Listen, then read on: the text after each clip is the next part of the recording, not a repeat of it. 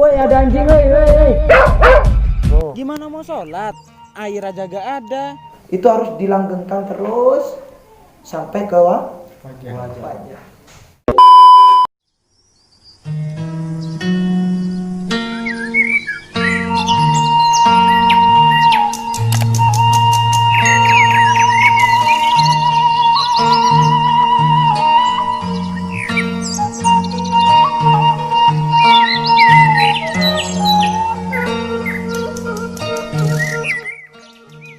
Wah, indah sekali ya.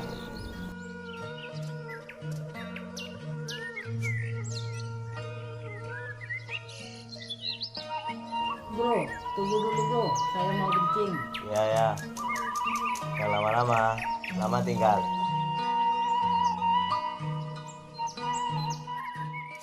Woi, ada anjing, woi. Bentar.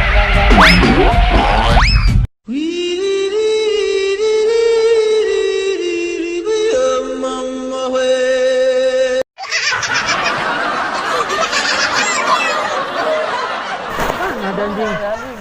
Itu bro, besar. Mana kalau ada anjing kesini tuh? Apanya di sana itu? Di jurang. Minum dulu dah. Duduk dulu bro. Ya Allah. Gimana ada anjing tadi? Oh di situ bro, besar. Di jurang. Minum dulu. Kotor semua ini. Gantian bro. Ada aja tuh anjing. Nggak ngajar. Terus cari di mana ya ini? Iya ya. Ini udah jam berapa ya? Jamnya saya nggak ada jatuh bro. HP saya juga jatuh tadi di sana. Nggak ada orang lagi di sini. Bu, Pak, ada orang. Ada, Mas, Mbak, Bu. Udah anak besar nggak kira ada ini. Siapa tahu, bro. Kalau di warung banyak. Ya gak tanya saya. Ini terus gimana nih kalau mau sholat?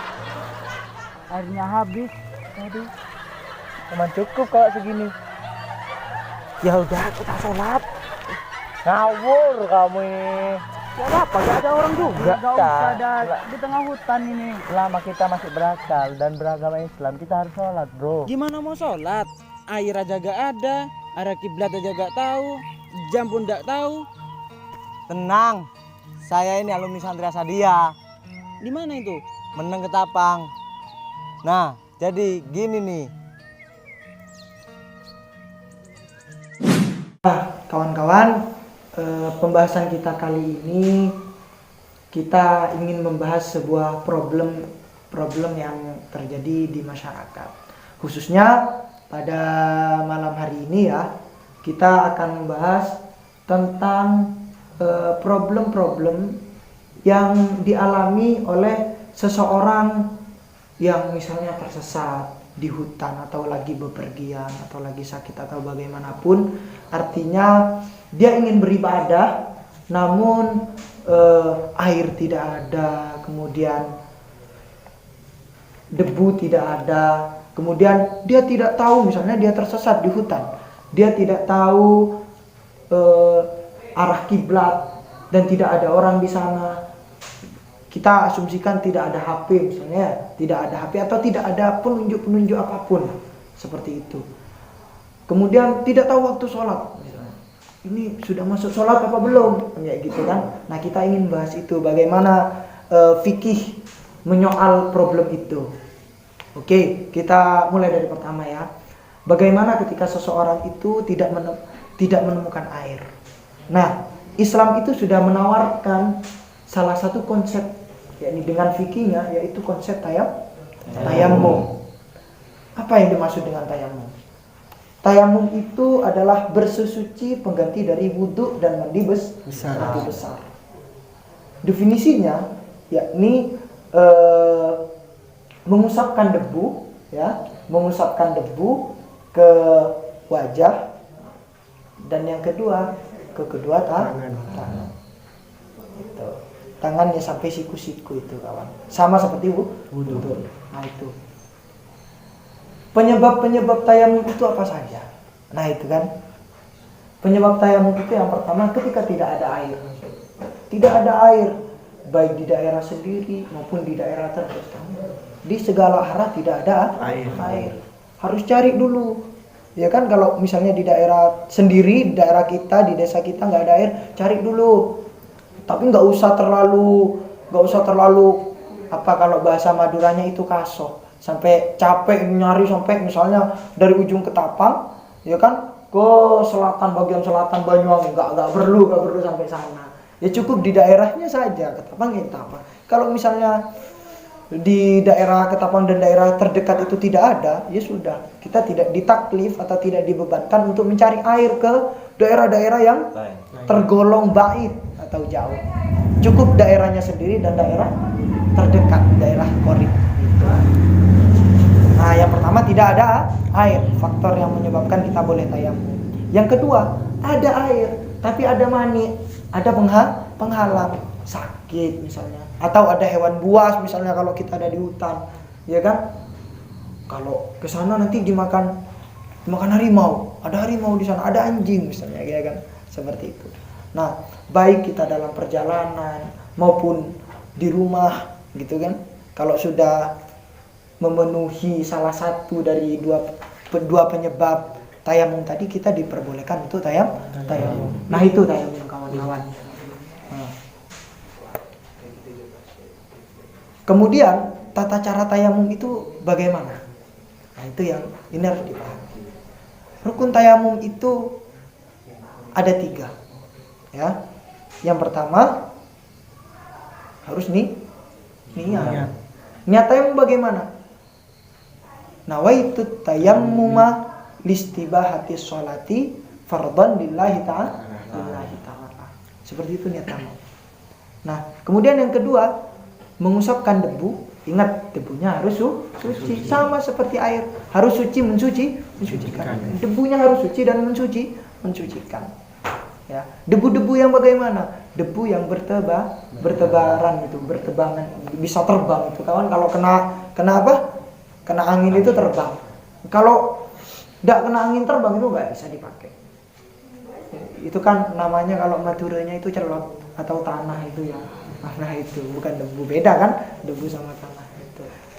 Ya banyak lah. Kalau kita tersesat misalnya di pohon-pohon ada misalnya debu itu. Banyak di daun-daun juga ada kan debu. Seperti itu kawan. Ya. Yang kedua tadi menggunakan debu dan diusapkan ke wajah, seluruh wajah. Cara ngusapnya yang sunnah itu dari atas, ya, kemudian ke bagian bawah. Kemudian yang kedua diusapkan ke tangan, kedua tangan sampai siku. Disunahkan yang kanan dulu, ya, jadi yang kanan. Jadi ditepuk. Ini caranya nepuk. Ini kalau kita dari awal ya. Dari awal ketika nepuk ini harus ditepuk.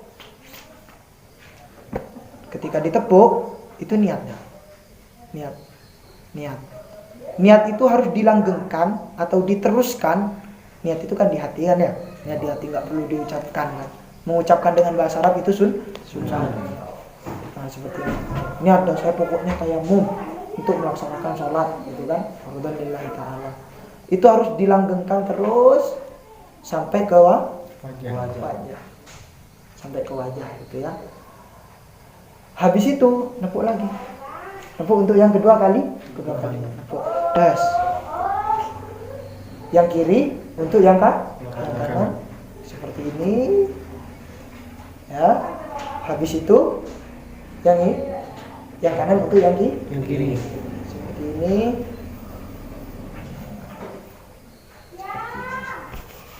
Itu. Nanti kita praktek bareng-bareng ya. Nah, gitu tayamum kawan-kawan. Nah, ketika kamu sudah tayamum, apakah kebolehan yang di dalam wudhu, namanya tayamum ini pengganti dari wudhu, itu sama juga diterapkan di dalam tayamum. Ketika kamu wudhu, kan boleh sholat fardu berapa kali. Tapi kalau di tayamum, boleh nggak sholat fardu berapa kali? Kalau menurut madhab selain Abu Hanifah, ini mayoritas berarti ya. selain Abu Hanifah itu tidak boleh melaksanakan sholat fardu dua kali. Satu tayamum untuk satu fardu. Tapi boleh kalau sunnah yang lain-lainnya itu sunnah. Kalau yang sunnah berapa kali, 1000 kali boleh. Jadi satu fardu kemudian sunnah nggak apa-apa, atau sunnah toh nggak apa-apa. Itu ya. Tapi kalau menurut Abu Hanifah, 2 fardu itu boleh menggunakan satu tayamum. Paham ya? Namun pertanyaannya sekarang, gimana kalau tidak ada debu? Sudah tidak ada air, tidak ada debu. Nah itu bagaimana? Ada solusi. Nah itu namanya faqidut tahurain. Kalau dalam bahasa kitabnya itu dia orang yang tidak menemukan 2 alat bersesuci. Apa itu? Air dan debu. Fikih sudah memberikan solusi itu. Apa solusinya? Yakni kalau mau sholat lihurmatil wakti. Sholat lihurmatil wakti. Sholat untuk menghormati waktu. Ya kita sebagai orang Islam gitu kan. Kita sebagai orang Islam ya kita harus menghargai waktu-waktu yang telah ditentukan oleh Allah. Nah, seperti itu kawan. Sholat lihurmatil wakti ini ya sudah, nggak usah pakai alat bersesuci. Sholat saja. Sholatnya untuk niatkan sholat untuk menghormati waktu. Sholat zuhur untuk menghormati waktu duhur. Niatnya sama. Cuman bedanya nanti dikasih lihurmatil waktu. Sholli fardhu dhuhri lihurmatil waktu. Fardhan lillahi ta'ala. Boleh kayak gitu. Banyak. Artinya niatkan dalam hati sholat untuk menghormati waktu duhur atau waktu asar. Sama kan kayak gitu. Pertanyaannya sekarang, kalau sholat itu dihormatil waktu untuk menghormati waktu, ya kan? Apakah harus mengulang? Kan dia tidak memenuhi syarat, ya kan? Tidak memenuhi syarat apa? Tidak bersesuci. Jadi terjadi perbedaan pendapat di kalangan ulama. Nah, menurut kalangan yang pertama, yakni menurut Syafi'iyah dan Hanafiyah, ya, sholat dihormatil waktu itu wajib diulang. Itu dalam kitab Mausu'ah Fiqh Al-Kuwaitiyah itu ada. Kemudian jadi dia karena tidak memenuhi syarat wajib diulang. Menurut kalangan pertama ya Syafi'iyah dan Hanafiyah. Menurut yang kedua, menurut Hanabilah, mazhabnya Imam Hambal, dia tidak wajib diulang. Diulang. Sudah di sholat dihormatil waktu sama dengan sholat biasa yang pakai wudu itu. Karena kalau diulang kan sama aja main-main. Tadi kita diperintahkan sholat dihormatil waktu, kemudian masa disuruh ngulang lagi, kan capek kayak gitu. Itu ya setidaknya alur pikirnya lah seperti itu menurut Hanabilah. Kemudian golongan yang ketiga ini menurut Malikiyah. Menurut qaul muktamad, qaul yang dijadikan pegangan di kalangan Malikiyah, sholatnya bukan lagi wajib diulang, tapi gugur, tidak wajib sholat. Jadi terserah nanti sesuai dengan kondisi ya, sesuai dengan kondisi. Tapi menurut saya menurut madhab Malik ini terlalu ekstrim lah. Kita ikut yang Hanabilah saja. Itu kan tengah-tengah kan. Jadi sholat tapi tidak mengulang. Ya selama akal kita berfungsi, kita wajib sholat. Walaupun hanya sebatas dihormatil waktu. Ikut pendapatnya Hanabilah tidak wajib mengulang. Kalau ikut pendapatnya Imam Malik nanti terlalu ekstrim gitu. Karena seperti itu kawan. Itu tadi ya, kalau tidak ada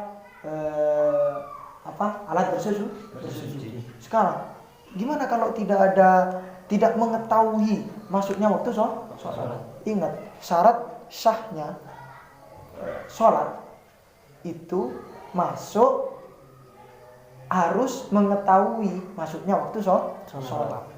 Baik secara yakin maupun secara dugaan kuat. Yakin itu kita tahu memang benar-benar masuk waktunya sholat. Misalnya dengan adzan, kita dengar adzan. Mana kalau nggak ada adzan? Ya kita cukup dugaan kuat. Dugaan kuat bagaimana? Kita melihat tanda-tanda seperti matahari gitu kan, sudah lewat zawal, tergelincirnya matahari sudah masuk duhur. Kayak gitulah seterusnya ya waktu-waktu sholat itu.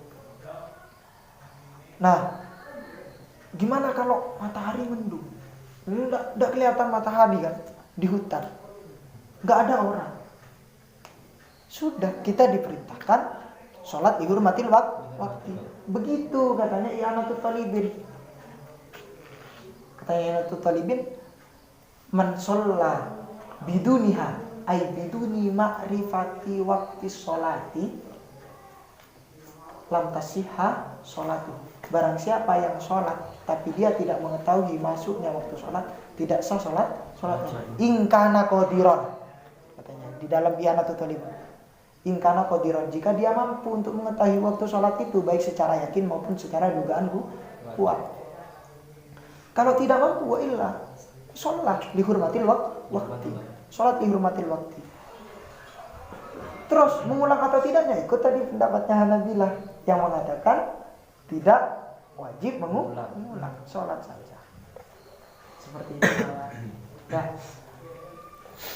begitu pula ketika kita tidak mengetahui arah kiblat.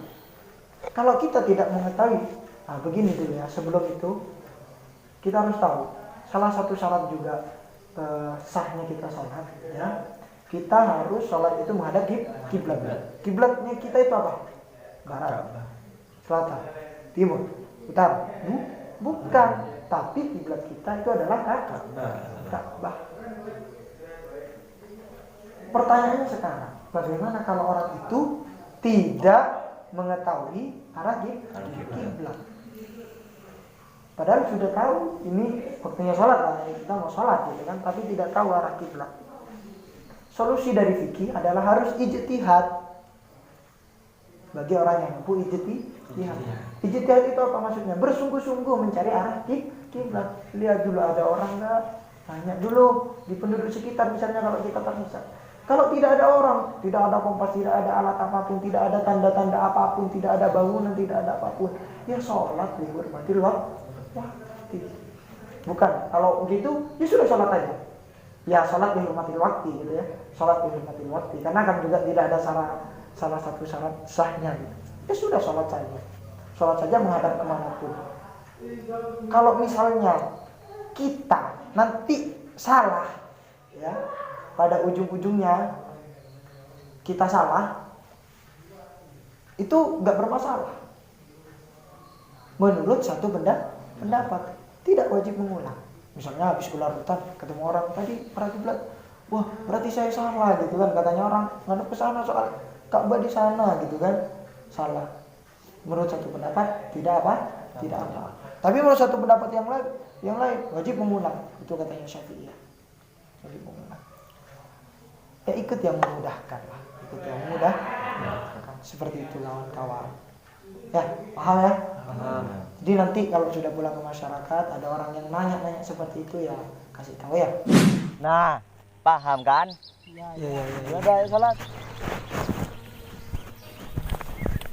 Udah kotor semua ini. Terima kasih sudah menonton video-video kami ya. Tunggu aksi kami. Jangan lupa like, comment,